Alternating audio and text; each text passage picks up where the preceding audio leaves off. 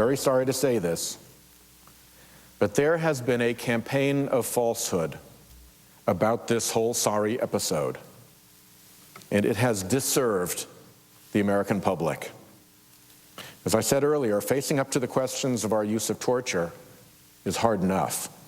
It is worse when people are misled and don't know the whole truth, and so can't form an informed opinion, and instead quarrel over irrelevancies and false premises. I will warn you, the record is bad, and the presumption of truth that executive officials and agencies should ordinarily enjoy is now hard to justify.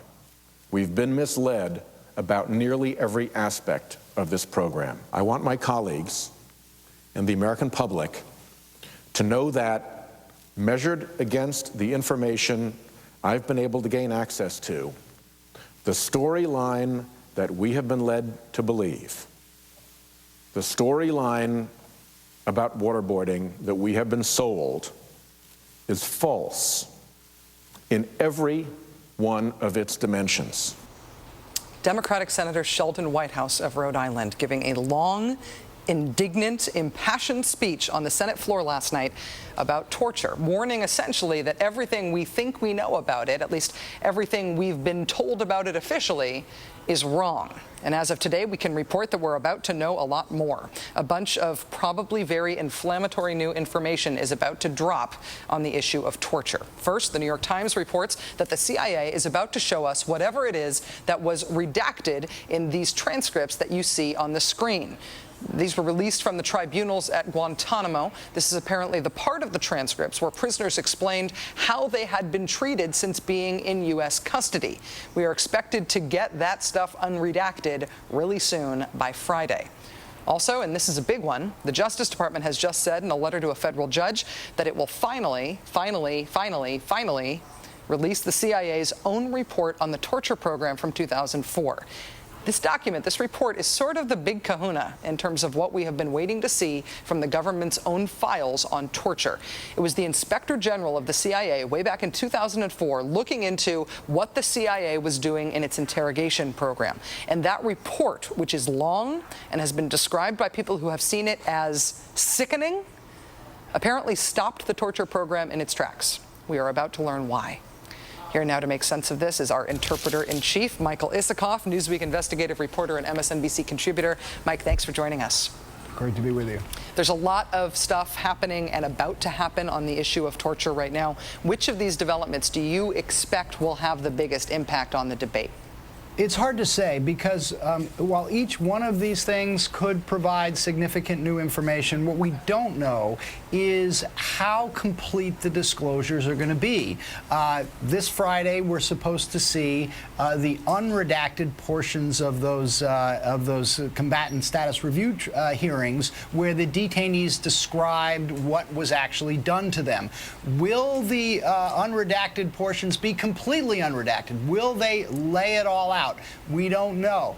More significant even than that, of course, is the IG report. There are hints, this Inspector General report in the CIA, there are footnotes, very significant footnotes, in the interrogation memos that came out a couple of months ago that indicate and quote from the Inspector General's report that what was actually done went beyond what was authorized, that the how waterboarding was conducted, the frequency with which it was conducted, and the manner in which it was conducted was beyond what the CIA told the Justice Department was going to do when the Justice Department authorized the technique.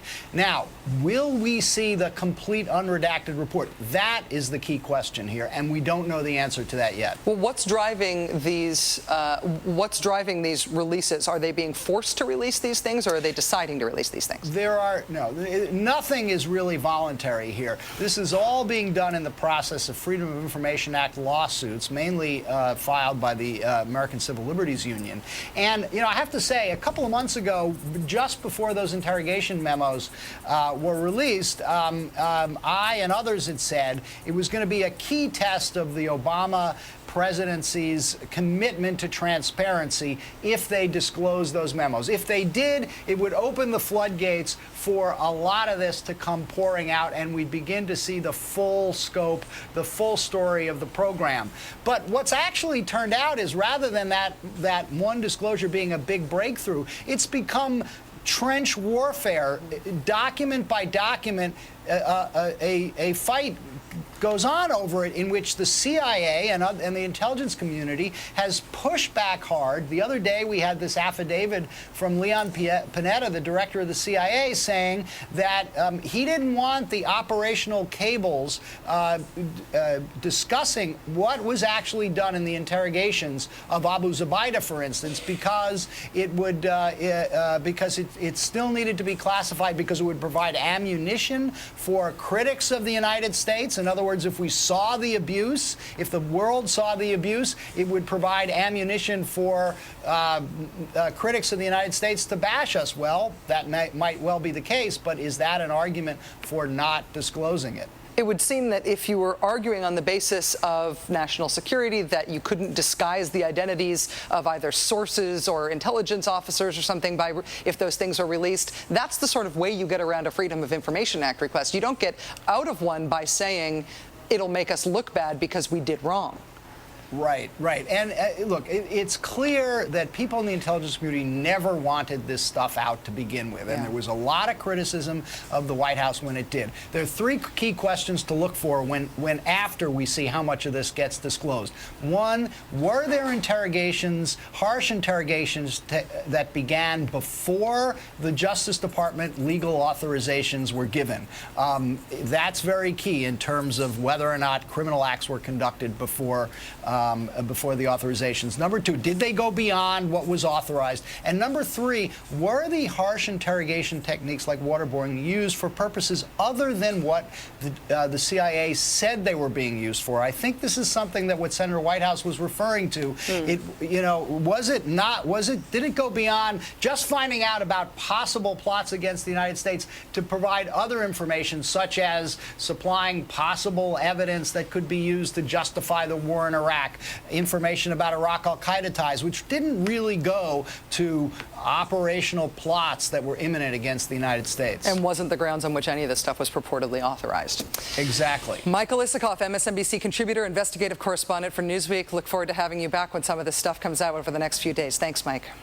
Thank you.